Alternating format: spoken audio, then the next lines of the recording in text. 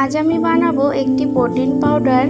তো এখানে আমি চানা নিয়েছি 500 গ্রাম, কাঠবাদাম নিয়েছি 150 গ্রাম, কাজু নিয়েছি 100 গ্রাম, তিল নিয়েছি 100 গ্রাম, মাখানা নিয়েছি 50 গ্রাম। সবগুলো সামগ্রী আমি এক এক করে দিয়ে ভেজে নেব। হয়ে গিয়েছে, এবার নামিয়ে দেব। আবারও ঘি দিচ্ছি অল্প, কাজুটা ভেজে নিচ্ছি। কাজু ভাজা হয়ে গিয়েছে, এবার নামিয়ে নেব। মাখানাটাও ভেজে দিচ্ছি।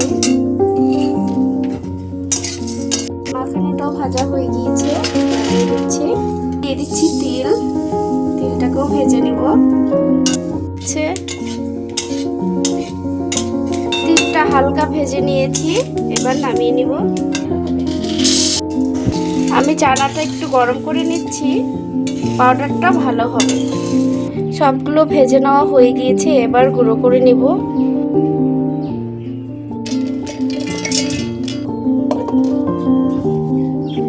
সবগুলো সামগ্রী গুঁড়ো করা হয়ে গিয়েছে।